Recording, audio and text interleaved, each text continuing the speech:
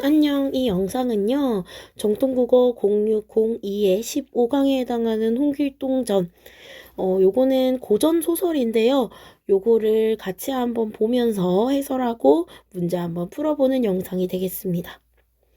자, 일단 요 홍길동 전이라는 건요, 아까도 말했다시피 고전 소설이에요. 고전 소설. 전 할 때 전에 전자가 사용된다라고 보시면 돼요. 그래서 보통 고전 소설은 무슨 전 요렇게 표현되는 경우가 많아요. 그리고 이 소설은요, 홍길동이라는 영웅에 대해서 다루고 있는 소설이기도 해요. 자, 그리고 나서 보면 이 소설 배경이 조선 중기입니다. 조선 중기는 조선의 집권 체계가 어느 정도 안정이 되었을 때이면서 이렇게 집권이 안정되다 보니까 사실은 그 여타의 지방 관리라든지 이런 사람들이 좀 오래된 사람도 많고 거기에 대해서 신경을 안 쓰기도 했어요. 그러다 보니까 지방 관리들이 부패하기도 하고 탐관오리들이 많아지는 시기였어요. 그래서 이 소설에서도 그런 내용을 조금 다루고 있거든요. 이거 참고하시면서 옆에 날개 부분부터 볼게요. 자, 이 작품은 우리 문학사상 최초의 국문소설이에요. 적자 차별, 적소차별. 적소차별이란 게 뭐예요? 적자는요, 적장자라는 말 들어봤을 거야. 그래서, 본처와 남편 사이에서 태어난 아들을 이야기하고요. 서자는 본처가 아닌 첩이나 또는 후처와 남편 사이에서 태어난 아이를 이야기했어요. 그래서 적자는 본처도 양반, 남편도 양반인 경우가 많으니까 보통 그냥 평범한 양반집 아들로서 살아갔는데 서자 같은 경우는 첩이나 후처가 물론 양반인 경우도 있지만 이제 길동의 어머니처럼 여종이거나 신분이 낮은 경우가 있기 때문에 종모법에 의해서 보통은 좋은 옷을 입고 살기는 하지만 적자처럼 어떤 신분적으로 관리가 된다라든지 아니면은 양반 대우를 받고 산다라고 보기는 어려웠던 시절이었어요. 그래서 이런 적서차별과 신분제도 등 봉건적 지배의 모순에 저항하고 이런 모순에 저항. 탐관오리들의 부패상을 규탄하는 내용입니다. 두 가지 내용이에요.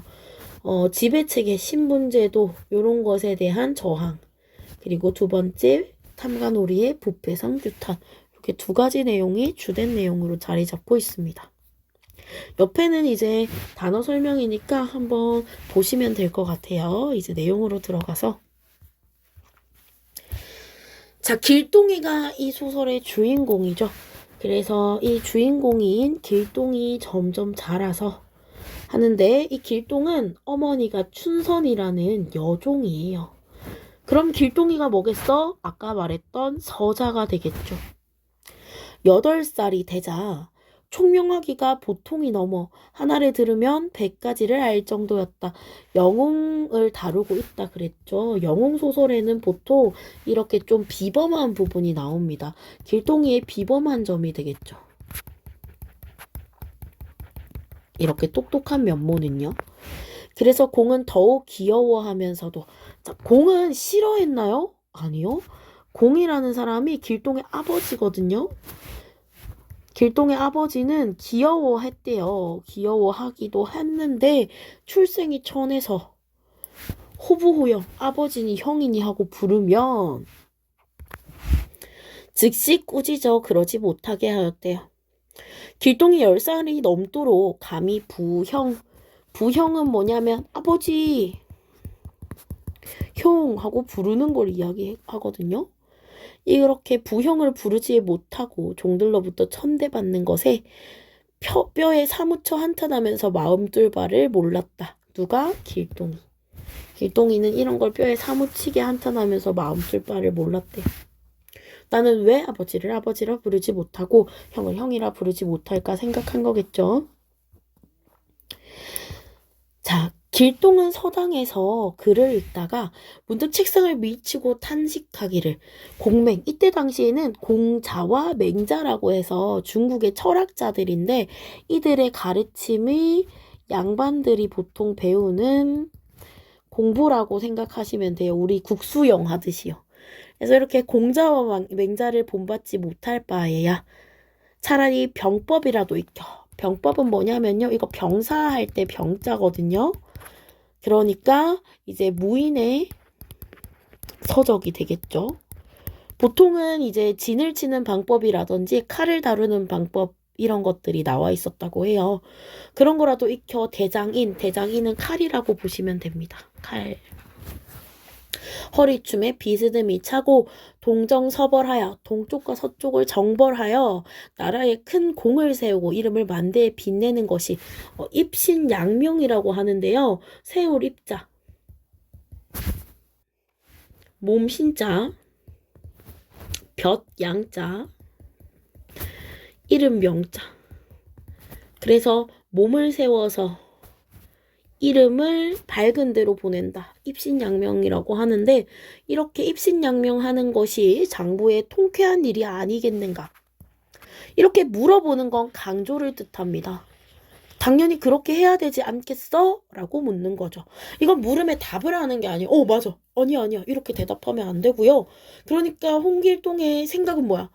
장부라는 것은 당연히 차라리 공맹사상을 못 받아들일지언정 병사라도 되어서 그러니까 장군이라도 되어서 공을 세우고 입신양명해야 되지 않겠는가 라고 하면서 이제 자신의 처지 그리고 내가 지금 어떤 걸 하고 싶은지에 대해서 강조하고 있습니다.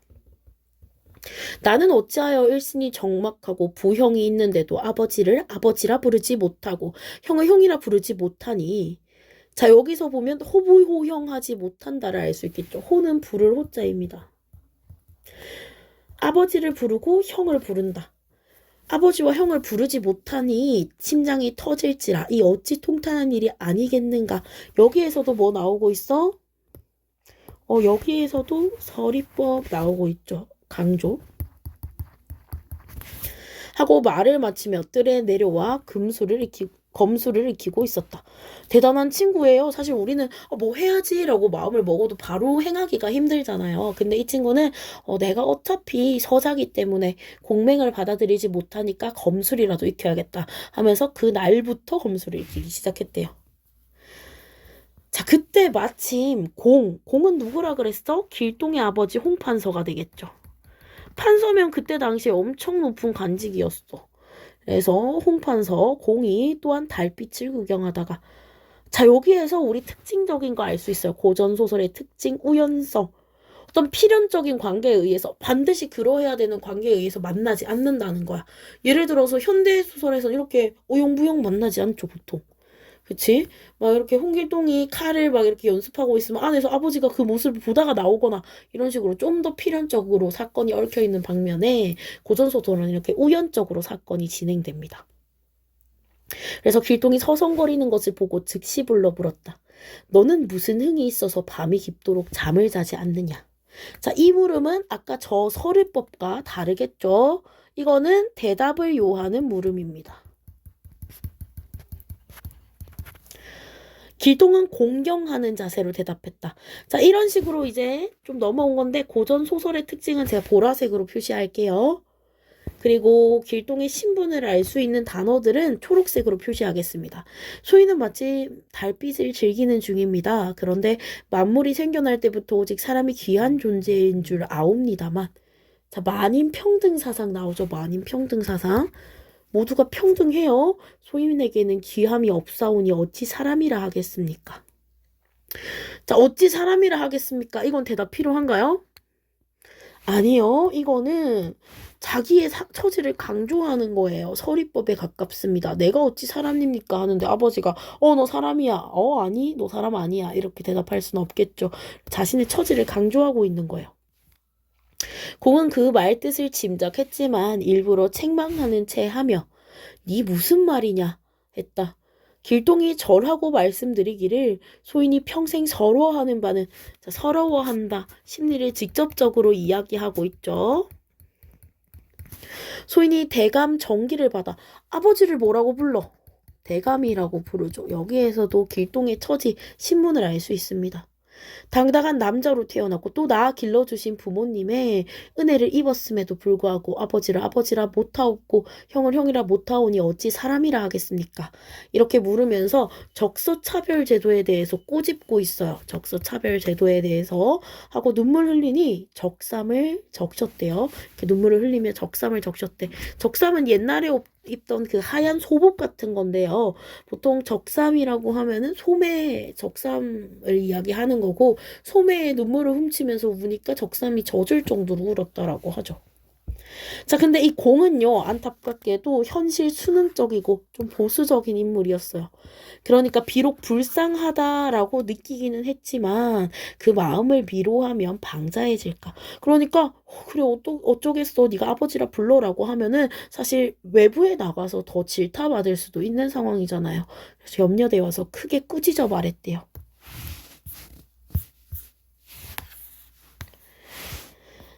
재상 집안의 천한 종의 몸에서 태어난 자식이 너뿐이 아닌데 여기서 알 수 있어요. 길동이가 특이한 경우야 안 특이한 경우야?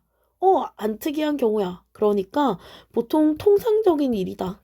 보통에 일어나는 일이다라는 걸 알 수 있고요. 그래서 사회 문화적 배경을 알 수 있는 거죠. 처첩제도. 처는 본처를 뜻하고요. 첩은 뭐겠어? 처는 본처. 첩은 본처 외의 아내를 뜻해요. 그래서 이런 게 공공연하게 있었다는 얘기죠. 그리고 적서차별도 공공연하게 있었다는 얘기예요. 네가 어찌 이다지 방자하냐.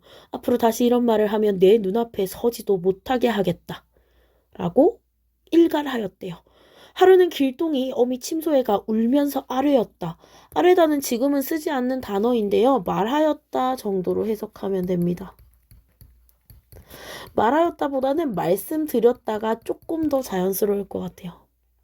소자, 여기에서도 길동의 처지를 알 수 있는데 일단 어머니이기 때문에 자신을 낮춰서 이르기도 하지만 소자, 소인 이런 거는 자신의 신분이 조금 낮을 때 사용합니다. 전생 연분이 중하여 금세의 모자가 되었으니 여기서 금세는 벌써 이런 식으로 쓰는 금세가 아니라요. 지금 세상이란 뜻이고요. 지금 세상이 있다는 거는 전생도 있고 후생도 있다는 얘기겠죠. 요거는 불교적 세계관입니다. 불교적 세계관 중에서도 윤회사상.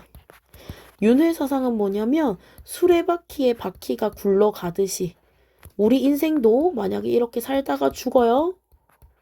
그럼 이게 새로운 시작인 거야. 그래서 다음 생을 또 쭉 살다가 죽어? 그럼 이게 또 시작인 거야. 이렇게 해서 인생이 계속해서 이제 운명의 수레바퀴 속에서 굴러간다라는 얘기가 불교적 세계관인데 이렇게 불교적 세계관을 이 부분에서 볼 수 있죠. 그래서 은혜가 지극하대요. 어머니한테 감사하대. 그러나 소인의 팔자가 기박하여 천한 몸이 되었으니 품은 한이 깊사옵니다. 장부가 세상에 살면서 남의 천대를 받음이 불가한지라. 자, 길동의 출가 이유가 나왔어. 출가 이유는 빨간색으로 형광펜으로 칠해줬어요. 적서차별이 첫 번째 이유. 소자는 자연히 서름을 억제하지 못하여 모친 슬하를 떠나려고 하오니 엎드려 바라건대 모친께서는 여기서 나오는 모친, 어미 모두가 춘섬을 이르는 말입니다. 소자를 염려하지 마시고 귀체를 잘 돌보십시오. 귀체는 귀한 몸이라는 뜻이에요. 어머니이기 때문에 전체적으로 높인 표현을 사용하고 있죠. 그 어미가 듣고 나서 크게 놀라 말했다. 재상가의 천생은 천한 핏줄이란 얘기예요. 그래서 아까 아버지가 한 말과 똑같죠. 재상가는 높은 집안에 천한 핏줄이 너뿐이 아닌데 어찌 마음을 좁게 먹어 어미 간장을 태우느냐. 엄마도 보면 현실 수능적 태도를 보여주고 있어요. 이런 식으로 행동해야 된다. 자, 그랬더니 길동이 대답하였대요. 옛날 장충의 아들 길사는 천생이었지만 13살에 그 어미와 이별하고 운봉산에 들어가 돌을 닦아 아름다운 이름을 후세에 전했습니다. 자, 여기는 옛날의 설화 고사를 인용하고 있죠. 고사를 인용하고 있어요. 길동의 어떤 그 지식 수준을 알 수 있는 부분이기도 하고요. 아무래도 이 글을 지은 사람 자체가 양반이기 때문에 그래서 이렇게 고사 인용이 있지 않았나라고 추측합니다. 길동의 출가 이후 두 번째 또 빨간색으로 표시해 놨죠. 입신양명입니다. 첫 번째 뭐였어? 첫 번째는 적서차별. 소자도 그를 본받아 세상에 벗어나오려 하오니 모친은 안심하시고 후일을 기다리십시오. 자, 모친은 안심하시고 후일을 기다리십시오. 복선입니다. 후일에 길동이 모친을 모시러 와요. 그러니까 나중을 기다려주세요 하고 복선을 까는 거야. 곡산 때 홍판서의 첩입니다. 홍판서는 처도 있고 첩도 있고 그 다음에 길동의 어머니도 있는 거예요. 그 사람의 눈치를 보니 상공은 아버지를 뜻하죠. 홍판서예요. 사랑을 잃을까 하여 우리 모자를 원수같이 알고 있습니다. 큰 화를 입을까 하오니 모친께서는 소자가 나감을 염려하지 마십시오. 자, 길동의 출가 이후 세 번째도 빨간색으로 표시해놨어요. 세 번째는 화를 피하기 위함. 이렇게 세 가지 이유에서 길동이는 집을 나가게 됩니다. 그 어머니 또한 슬퍼하더라 라고 하면서 발단 부분이 끝나고 있어요. 자, 밑으로 내려가면요. 중략줄거리 있습니다. 집을 떠난 길동은 도적들의 집단인 활빈당의 우두머리가 되죠. 활빈당의 우두머리가 돼요. 활빈당의 우두머리가 되어 탐관오리 부정한 재물을 뺏어 백성을 돕는다. 탐관오리를 징벌하는 내용 나옵니다. 자, 조정에서는 길동을 잡기 위하여 여러 방법을 동원하였지만 신출귀몰은 귀신같이 나오고 귀신같이 들어간다. 한마디로 어디서 나올지 모른다 라는 뜻이에요. 길동을 잡을 수 없었다. 이에 크게 노한 임금은 홍판서와 적자 인형을 불러. 인형은 길동의 형이에요. 길동을 잡을 것을 명한다. 길동을 잡기 위해 경상 감사로 임명된 인형은 길동의 자수를 권유하는 글을 곳곳에 붙여놓고 길동이 찾아오기를 기다린다. 자, 여기 옆에 영웅의 일대기 구조를 좀 보고 가려고 하는데요. 영웅의 일대기 구조는 영웅의 삶의 어떤 규칙이라고 보시면 돼요. 그래서 보통은 이제 고귀한 출생, 그 다음에 어린 시절, 이렇게 출생을 함과 동시에 특별한 방법으로 출생을 해요. 그래서 고귀한 출생인과 동시에 특이한 출생, 그리고 나서 어린 시절, 기아, 구출, 그리고 성장 후 역경,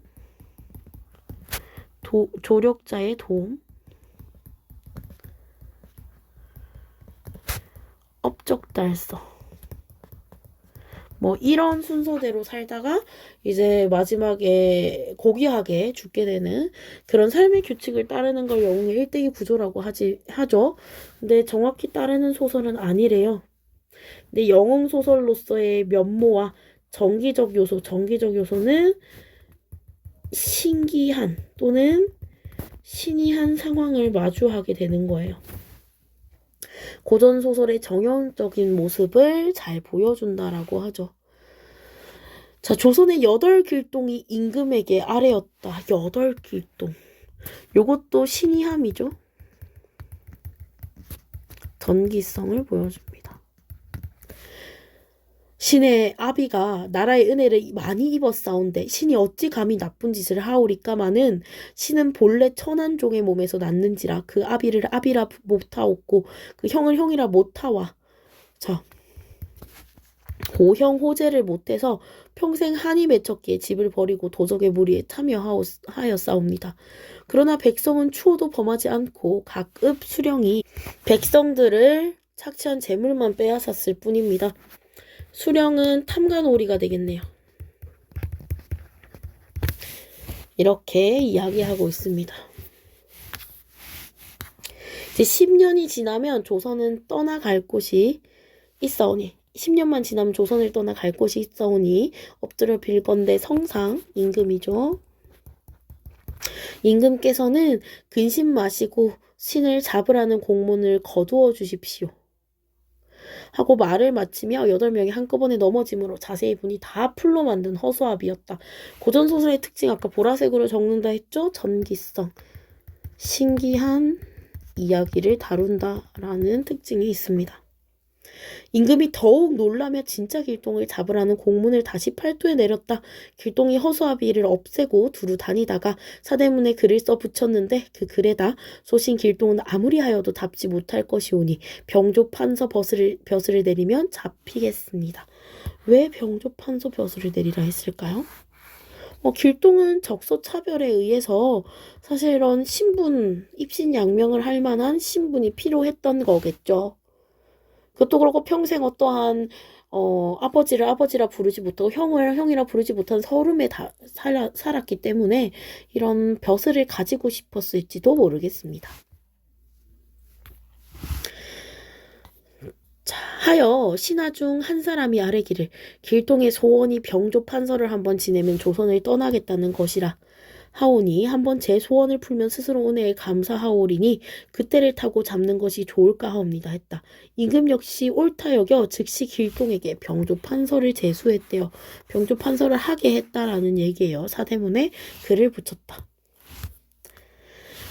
길동이 권례에 들어가 엄숙히 절하고 아뢰기를 소신의 죄악이 지중하온데 도리어 은혜를 입사와 평생 한을 풀고 돌아가면서 평생 한이 뭐였겠어? 적서차별이었겠죠.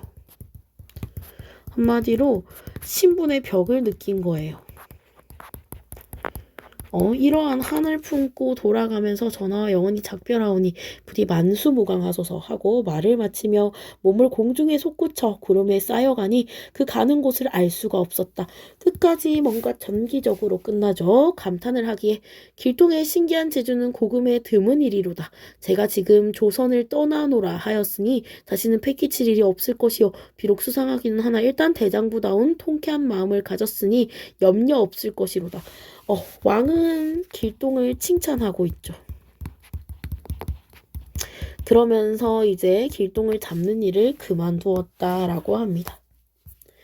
자, 여기까지 다루어진 내용 봤고요. 갈래를 한번 살펴보자면 고전소설, 그러니까 1894년을 기점으로 그 전에 쓰여진 소설이라고 볼 수 있겠고요. 영웅소설, 영웅의 일대기를 다루고 있다. 물론 그대로 따라가진 않는다. 그리고 최초의 한글 소설 여기까지 봤고요. 전기적, 신기한 이야기를 담고 있으면서 비판적, 사회에 대해서 비판적인 시각을 보입니다.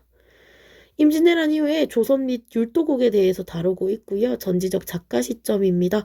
홍길동의 삶과 조선의 문란한 사회상에 대해서 제재를 잡고요. 두 가지를 이야기하고 있어.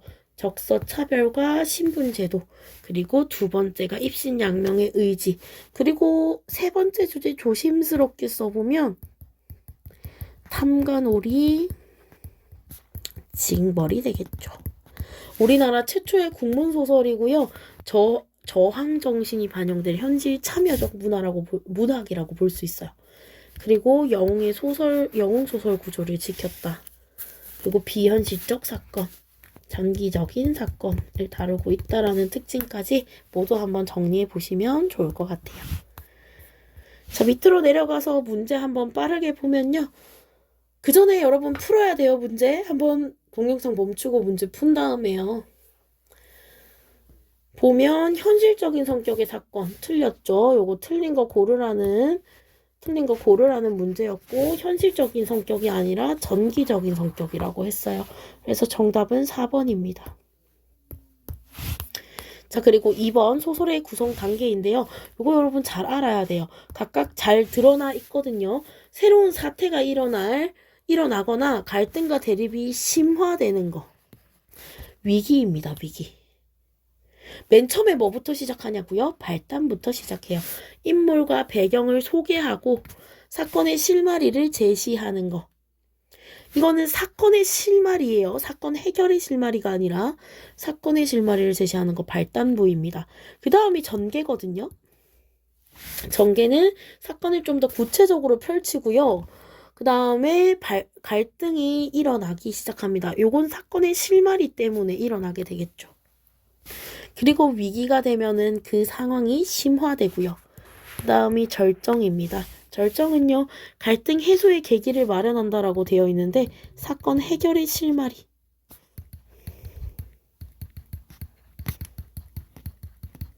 이가 드러나고요. 갈등이 최고조에 이릅니다. 그리고 결말부는 갈등이 해소되면서 주인공의 운명이 분명해집니다. 갈등이 해소되고 운명이 분명. 그래서 바이의 소설 구성 단계상 특징으로 가장 적절한 걸 고르는 건데요. 바 부분 다시 읽어보면 알겠지만 절정부에 해당합니다. 갈등이 점점 최고조로 이루고 있는 부분이에요. 정답 4번입니다. 자, 3번 문제. 윗글에서 길동이 갈등하는 이유로 적절하지 않은 것 찾으라고 했는데요. 아버지에게 미움을 받진 않죠. 아버지가 귀여워한다라고 했고요. 불쌍해한다라고도 이야기했습니다. 그렇기 때문에 미움을 받는다라고 하는 진술은 옳지 않겠죠. 자, 그리고 작가가 윗글을 창작한 동기로 적절한 거 고르라고 했는데 현실 비판이 가장 맞겠죠. 인물의 역사적 행적은 아니고요. 이거는 소설이니까요. 그 다음에 가난한 백성의 현실이 아니라 서자였죠. 일단 양반집이긴 했습니다. 나라의 기강을 바로잡기 위해서 이런 거 없었고요. 어리석은 욕망 아니죠. 사실 평등을 원하는 거 어리석은 욕망이라고 보기 힘듭니다. 정답 1번 되겠죠. 자, 그 다음에 5번 문제. 길동이 병조판서 벼슬을 원한 이유로 가장 적절한 거 고르라고 했는데 입신양명의 꿈을 이루기 위해서. 이게 가장 맞겠죠. 그거 외에도 사실은 지금까지 쌓인 한을 풀기 위해서인데 근데 복수는 아니기 때문에 4번이 아니에요. 정답 5번 되겠죠? 자, 여기까지 5번까지 풀고 나서 6번 보시면 토의한 내용으로 적절하지 않은 거 찾아보래요.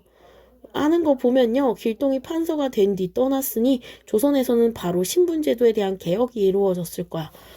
조선에서 신분제도의 개혁이 이루어졌다라는 건 너무 확대 해석했다라고 볼 수 있어요. 조선은 아직까지 신분제 사회.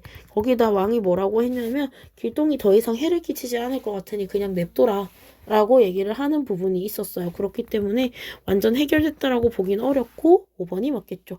거기다가 사실 길동이 판서가 됐다는 거는 길동도 결국은 신분제 속으로 들어갈 수밖에 없었다라는 걸 보여주기도 하는 거기 때문에 오히려 신분제도에 대한 한계를 보여주고 있는 거지. 이걸 어느 정도 타파할 수 없겠다. 지금처럼 뭐 민주화 사회처럼 완전 평등한 그런 상황은 만들 수 없다라는 걸 오히려 보여주고 있어요.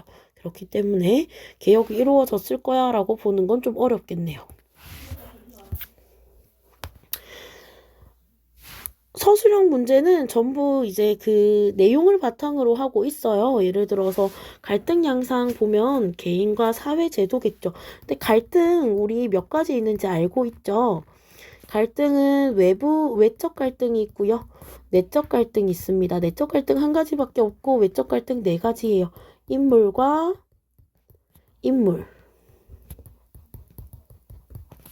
인물과 사회, 인물과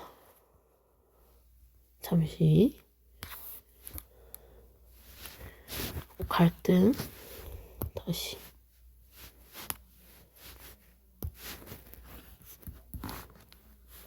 내적, 외적 갈등 4개. 인물과 인물, 인물과 사회, 인물과 운명, 인물과 자연. 중에서 여기서 보이는 갈등은 외적 갈등이 인물과 사회에서 일어나는 갈등이 되겠죠. 그 다음에 일대기 구조, 기이한 출생이나 고귀한 혈통은 보이지 않습니다. 그리고 심지어는 이게 갈등의 주요 원인이 되기도 하죠. 그런 점에서 다른 영웅소설과는 좀 다르고요. 정기성인 부분은 많죠. 도수를 쓰는 부분도 그렇고, 그리고 뭐 승천하는 것도 그렇고 여러 가지가 있는데 소설에 좀 더 재밌죠. 우리가 마법 세계를 판타지를 꿈꾸는 것처럼 그런 신기한 일이 나오면 좀 더 재미를 더하죠. 영웅적 면모를 부각시키기도 하고요. 자, 여기까지 본문과 문제를 한번 봤는데요. 문제 다시 한번 다 불러줄게요. 1번에 4번, 2번에 4번, 3번에 4번, 4번에 1번, 5번에 5번, 6번에 5번이었고요. 서술형 문제 못 적은 친구들은 요거 참고해서 한번 적어보셔도 좋을 것 같아요. 자, 앞에서 못 적은 필기라든지 문제 있으면 한번 멈춰놓고 적어보도록 하고요. 고전소설은 이렇게 홍길동전 말고도 재미있는 소설 많으니까 한번 읽어보시면 좋을 것 같습니다. 오늘도 좋은 하루 되세요. 안녕.